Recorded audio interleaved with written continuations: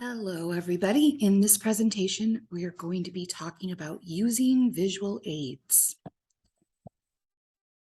Some of the advantages to using visual aids include providing a better level of clarity to your audience, as well as engaging the interest of the audience, increasing the retention of the information that you're presenting. It also helps establish a heightened sense of credibility on your behalf, and it also enhances persuasiveness. It makes you come off as more persuasive, convinces people more. There are a lot of different kinds of visual aids. There's objects and models that you can bring, just general things. You can also utilize photos and drawings if that's applicable. Graphs are another good way to use visual aids, especially if it's in relation to data. Same goes for charts. And then you can also use videos where appropriate, but you don't want to overuse those since in general, in terms of all visual aids, you, the speaker, should still be the main attraction. It should be you that the focus remains on. On that note, you yourself can be a visual aid. So you can use your body. Let's say you're demonstrating some kind of exercise routine. You then would be considered the visual aid in that case. And then you can also use presentation technology like PowerPoint, Google Slides, things like that. In terms of photos and drawings, some of the tips that you want to follow, you want to make sure that they are large enough for the audience to see.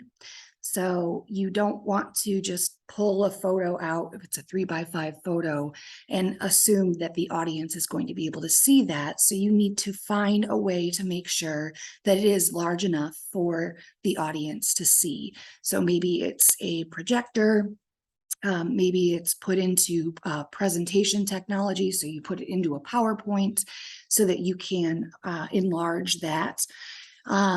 You want to avoid passing those around. So if you're in person, you don't want to hand it to one of the audience members and ask them to pass it around, because that's going to cause a bit of distraction. People won't be paying as much attention to you. And then, as I mentioned, it's often a good thing to just display it with presentation technology. So putting it into a slide and then going that route. Graphs, pretty clear, they show statistical trends and patterns. So whenever you have that type of information that you're presenting to your audience, that's when graphs can be the most useful. A line graph is going to be one of those. It's a line, and you could have more than one, and it's ultimately showing some type of change that takes place over a certain amount of time. Here is a general example. You can see it's very basic. You don't want to have a lot of colors. You don't want to have all kinds of stuff going on, because it should be the data that you're focusing on as well as the information that you're sharing. So this one's pretty straightforward, simple, and very clear, easy to read. A pie graph is going to highlight segments, and you're going to use a circular approach to doing that, and you're going to be suggesting a certain type of distribution pattern amongst those segments. So here's an example of a pie graph, and again, simple, muted colors, very straightforward. Labeled, you want to make sure that you do label any data sets that you use, have a title, etc. So you're making it easy for somebody to look at it and grasp the information quickly and easily. A bar graph uses vertical or horizontal bars that are showing some type of comparison. So an example, another straightforward, easy way of offering an example about the statistical relativity between these three things and then amongst certain segments of the population. Charts are used to summarize large blocks of information. It's usually done as a list, and there you're helping listeners visualize information. So if you have something that's very data heavy, breaking it up and offering a chart can often help the audience actually get a better idea of what you're saying, rather than just listing off a bunch of numbers out loud. This is a way to put it into a graphical representation.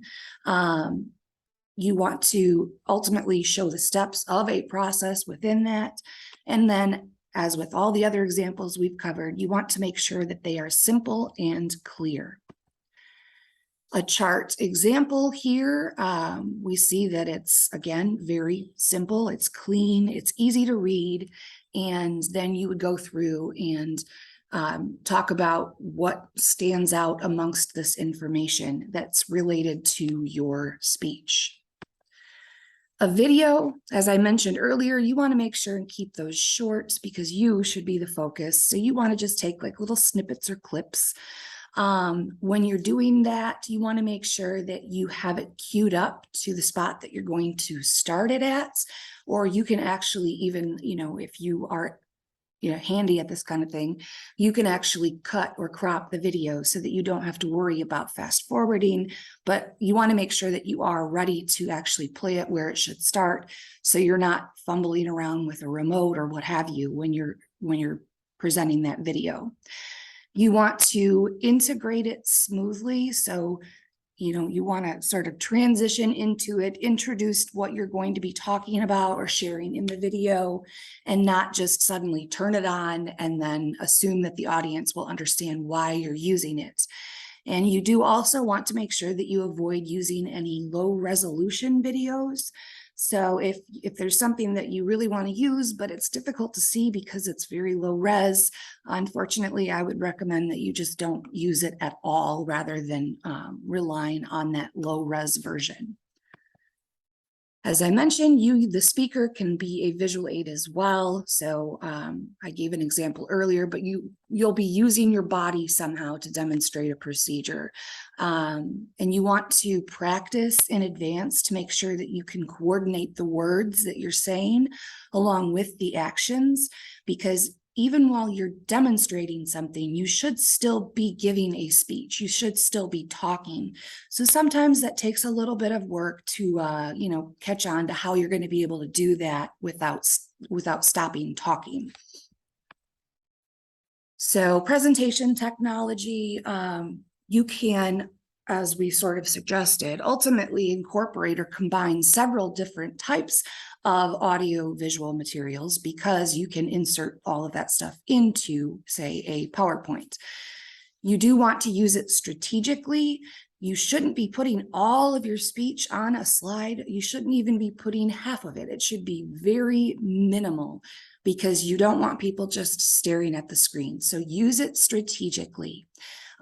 Use it just to enhance specific points. Again, on the same level, don't have everything there.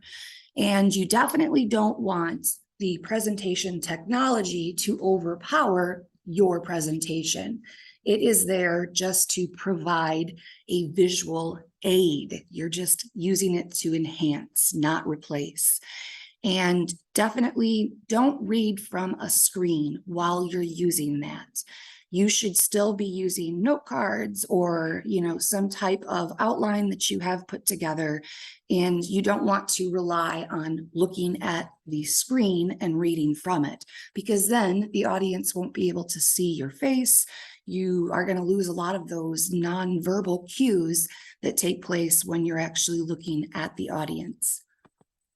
As you're preparing your visual aids, you want to make sure to do that well in advance. So you need to have everything ready. You need to practice with it beforehand, depending on what it is, so that you are ready to pull it off successfully once you're doing your speech. Keep things simple. You definitely don't want to overdo things, because that's going to detract from your actual speech. You want to make sure, as we mentioned earlier with the portraits, the drawings, make sure that it's large enough for the audience to see. So if it means enlarging a picture, or if it means zooming in on something, you want to make sure and do that. Limit the amount of text that you use on all fronts. Again, you, the speaker, should be the main focus, not the text, not what you're putting in for visual aids. Use fonts effectively, especially when you're using presentation technology. You want to keep it to 1 or 2 fonts at the most that you use in a slide. You don't want to have it brightly colored, garishly colored. You want to stick to maybe 2 or 3 basic colors at most, like if you're doing a chart or a graph. But the slides themselves should be very plain, very simple. They shouldn't be pulling any attention away from your speech. And then use images strategically. So you don't want to overdo it. You don't want to rely on an image to say what you're trying to say. It should just be there to enhance. And when you're using pictures or really anything as part of your presentation technology, your slides, you should have that screen blank while you're talking until right when you start talking about the image or the slide. So you can actually use blank slides, black slides in between when you're not referring to something that's on the screen. And then when you're ready, you click and you go to the next slide, and aha, there is the picture that you're now talking about. And then when you're done talking about it, you would then advance to another screen that is, again, just black. So again, you want to keep the focus on you. So anytime you can just have a black background rather than having somebody look at text, that's usually the best strategy. So here's some examples of what we just covered. Limited text. Obviously, there's not a whole lot here. You know, it's not complete sentences. It's just words or phrases that are highlighting the major ideas that you are talking about. Effective fonts should be clear and easy to read, so you don't want to use any crazy font styles, especially ones that might be a little too difficult to read. You want to use a normal case, as in don't capitalize everything, just strategically use a capital letter at the beginning of the sentences.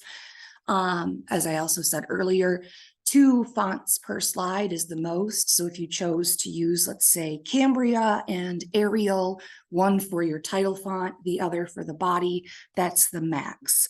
Make sure that they are all standardized across slides. So slide 1 shouldn't have two types of fonts, and then slide 2 have 2 different fonts. You want them all to be the same, consistent.